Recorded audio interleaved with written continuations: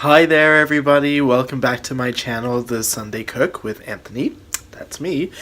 Today I'm going to be bringing you back to basics. We're going to be learning about how to make the perfect chicken stock.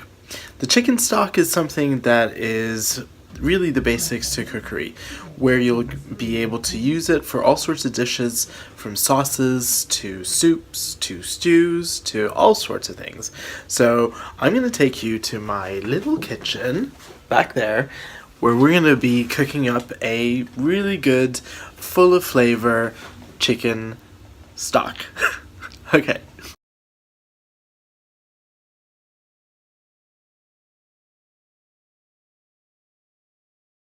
Now for the ingredients, what you'll need is a carrot or two, depending on how much stock you want to make, a big plump onion, some garlic. I would use half a bulb. Next up is a leek, followed by the leek we'll go into the aromatics. So this is what's going to give flavor, and I have some thyme, followed by a sprig of parsley, a sprig of rosemary,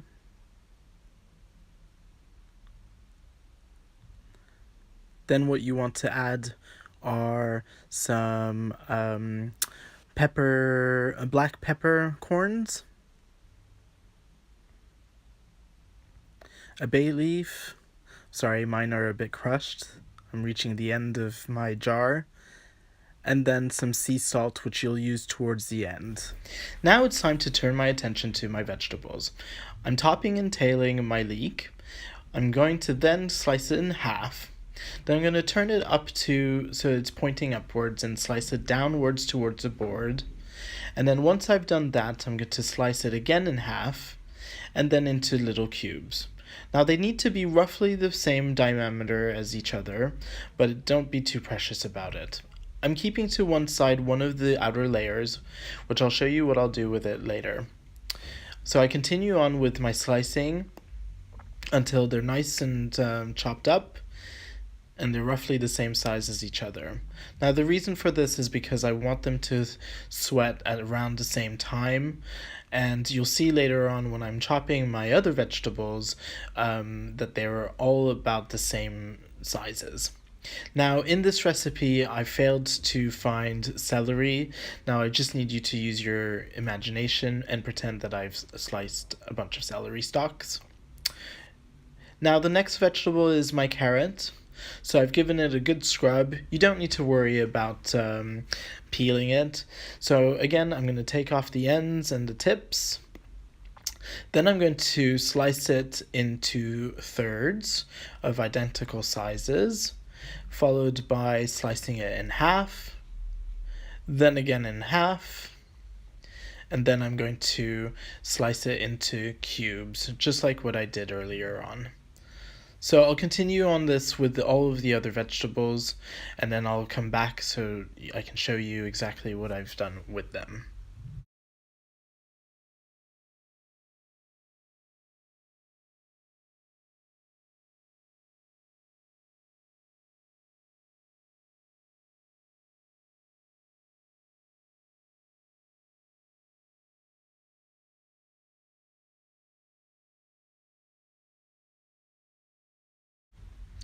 So now that my vegetables are all prepped, I'm going to move my attention towards my bulb of garlic, which I'm going to use half of.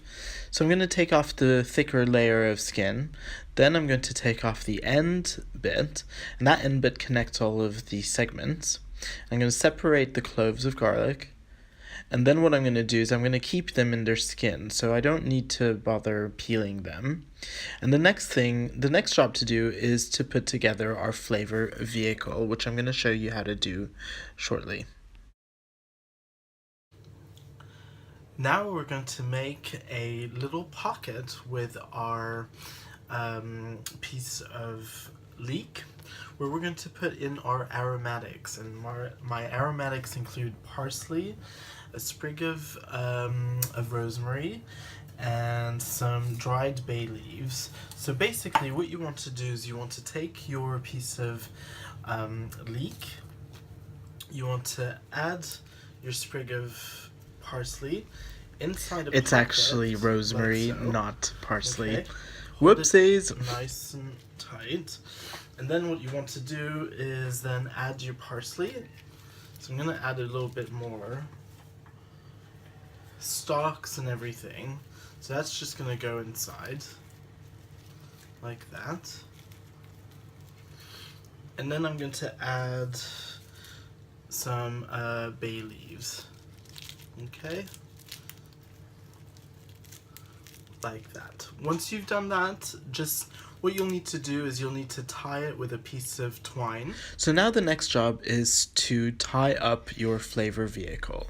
So here I have some kitchen twine, and I've measured about, I would say 30 centimeters worth of twine. I'm then going to tightly pack the herbs that I've put inside my leek, and I'm going to wrap the twine around it really tightly. And you want to do that because, for a couple reasons. You don't want your herbs to fall out during the cooking process, and bearing in mind that your liquid is going to be brought to a hard boil, there's going to be a lot of movement in that pan, so that flavor vehicle is going to be knocked around a little bit. So what you want to do next is you want to take another piece of twine, slightly longer this time, and attach it to your flavor vehicle. Once you've done that, you'll then be able to attach it to the handle of your stock pot so it doesn't fall out, and it'll be easier to take out at the end of the cooking process. So just tie it tightly and then trim off the excess twine.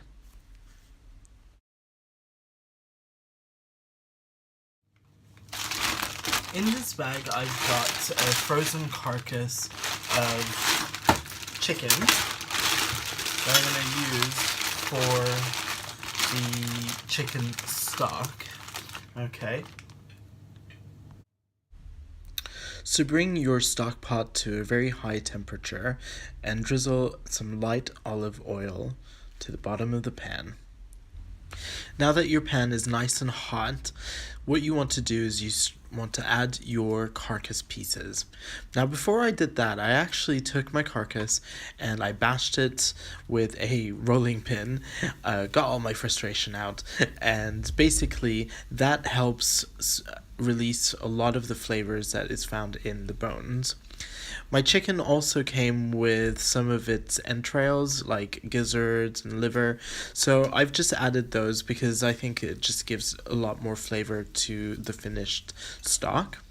So you want to leave it to brown nicely on all sides, and that should take approximately 10 to 15 minutes.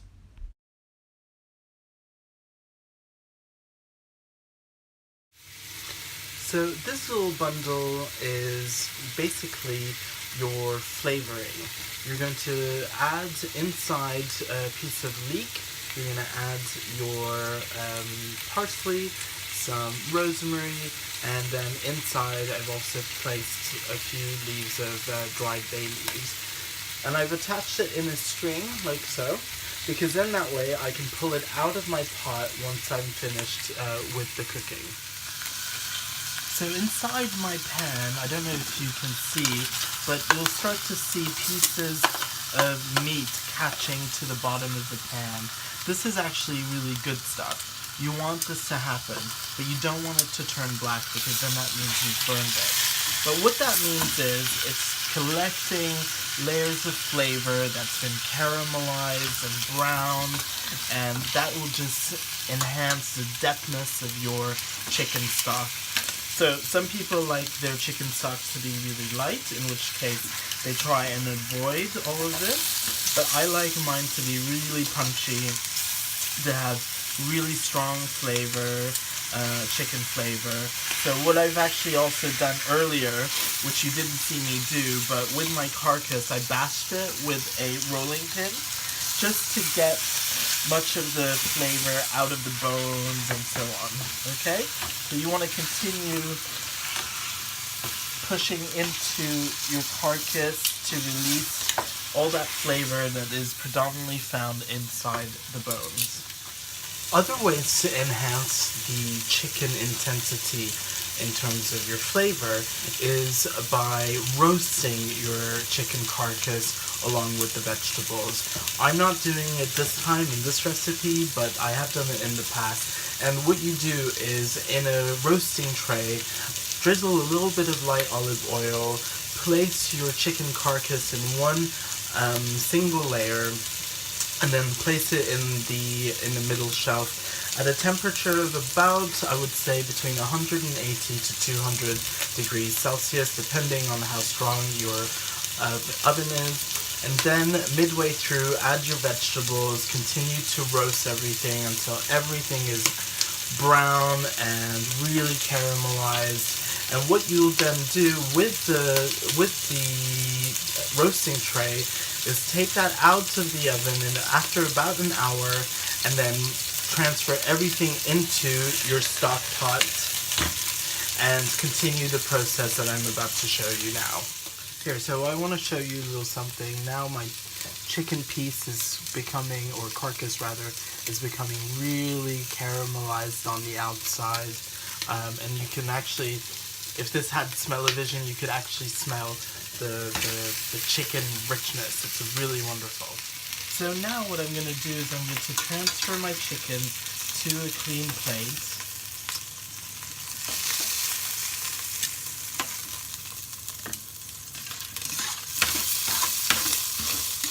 There's quite a lot of stuff at the bottom, which is nice because that's all flavor.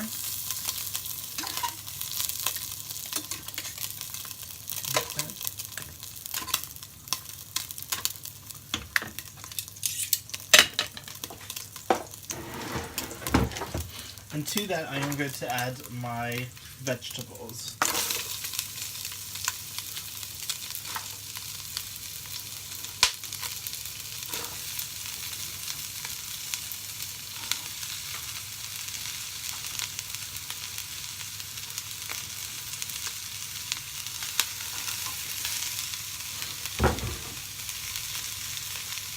I'm also going to add my cloves of garlic.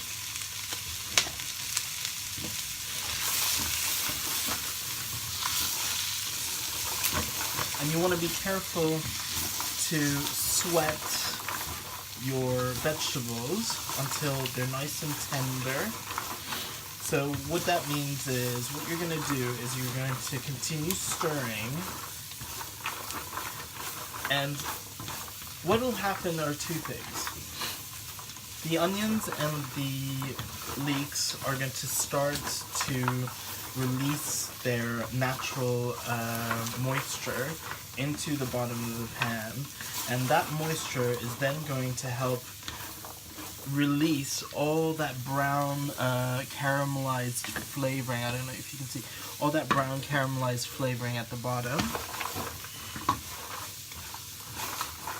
So you want to continue with stirring everything. If you want to make the process a lot quicker, what you can do is you can add a tiny bit of salt, not because you want that to add flavor, but because the salt will help draw out the liquid, the moisture content of your vegetables. Okay, it's starting to come together nicely.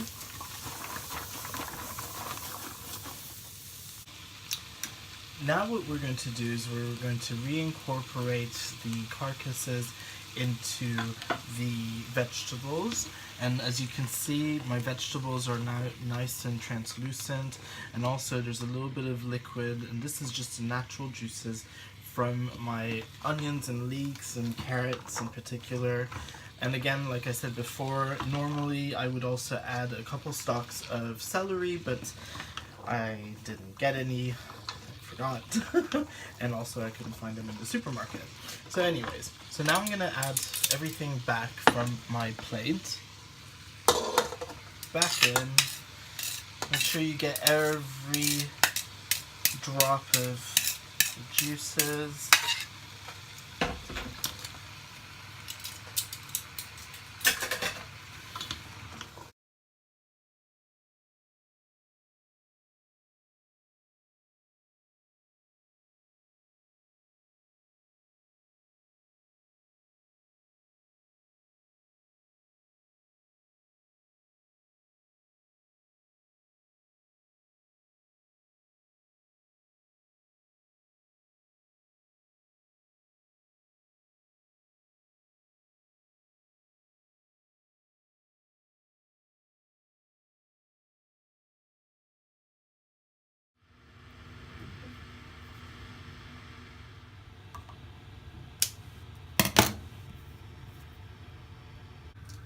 There are different ways to store your pre-made stock, chicken stock. I'm going to be using one of these, which is basically you can get it out of the box.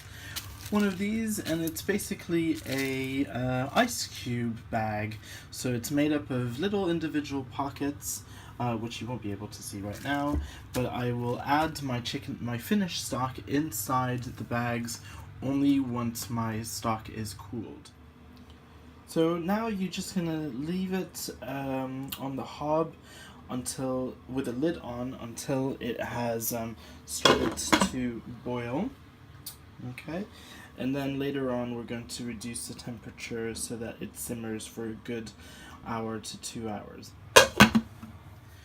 So now I'm going to let my stock cook, bring to a boil, and then I'm going to reduce the heat slightly until it's just a light simmer. And I'm going to leave it like that on the hob to cook for about, I would say, about 2 hours. I have about 1 liter of water in there, so 1 liter of liquid. It's going to create more liquid once all of the moisture from the vegetables are drawn out. But then afterwards, what I want to do is I want to reduce that liquid, and that's going to really concentrate those chicken flavors and all of those herbs and additional flavors that I've put in. So I want to reduce it to about half of the original content, and that's going to give me a really rich chicken flavor to my stock. So see you in about 2 hours.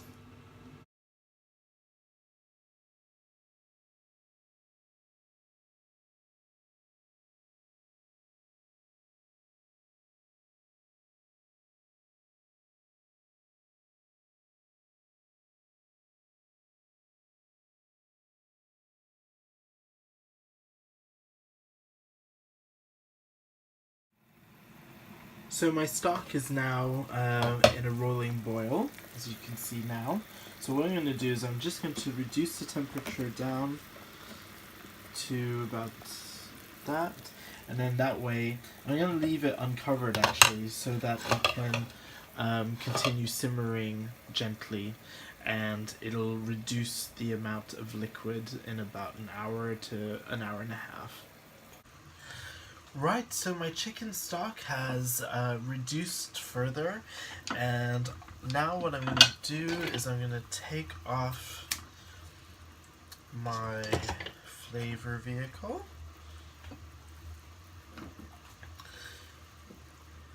And I'm going to grab a clean bowl, which I'm going to then use to receive the rest of my stock. The stock is going to be strained through.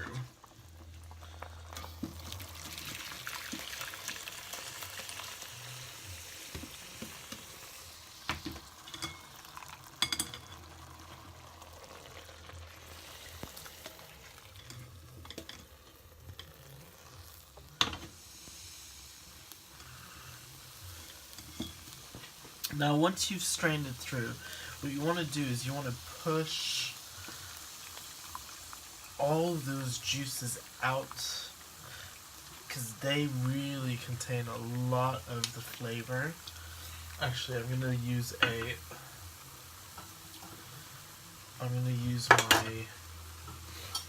ladle to do this. Okay, give it a good push.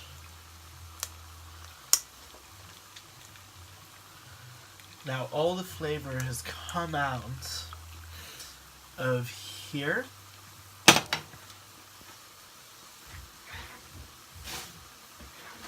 And gone straight into my pan. I'm going to finish by adding the rest.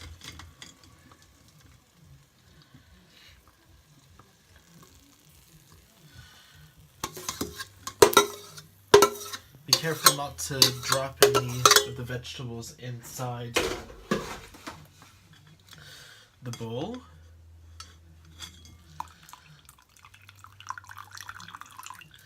What you want to do is you want to keep pushing all of that in there.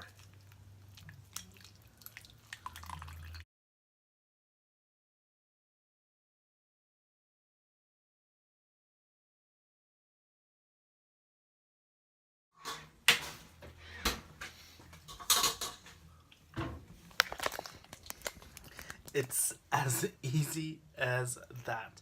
Right, my chicken stock is done. Look at that color, nice and rich and full of flavor. And the best thing is, I know exactly what's gone inside. Really, a very few number of ingredients. There are no chemicals, there are no additives, there are no preservatives. So easy. I can smell, it smells intensely of chicken, and I'm so happy. So what I'm going to do now is I'm going to let it cool down to room temperature before I start to decant it into my ice cube trays. Once I've put them into my ice cube trays and put them in the freezer, I'm going to let them freeze overnight till they're nice and solid, and then I'm going to put them in into a bag or a container, and then just keep them in the refrigerator. Sorry, not the refrigerator. I can't speak. No. What I meant was, I'll keep it inside the freezer, so as and when I need a stock cube, a chicken stock cube, rather than reaching out for the ones that, you know, you can buy from the store, they're full of sodium, they're full of, like, are they called E-numbers? Or they're full of other things, then I know that my chicken stock is homemade and it's completely 100% natural. So I'll have a batch of it in my freezer, ready to go whenever I'm making a sauce, or if I'm making anything where I need to add some chicken stock. I know that it's all natural and that I've made it, so it must be good. Not that I'm blowing my own trumpet, but no, I'm not blowing on my own trumpet, but I just thought, yeah, anyways. So, I'm rambling on. If you liked this video, please thumbs up. If you didn't, then please be constructive in the comment box below. And don't forget to subscribe for more recipes from The Sunday Cook with me, Anthony Gerber, every Sunday. And I look forward to seeing you the next time. Take care. Bye. Right, guys, so my chicken, hot! So now I have a really nice concentrated chicken stock, and actually what it's gonna mean is that every time I reach out to use my stock cube, I just know it's made 100 refrigerator. See you next time, and if you like what you saw, then thumbs up, and to add and loosen thicker dishes. Can I start again? We're gonna say all night, yeah? No. Start. And we're gonna make some chicken stock.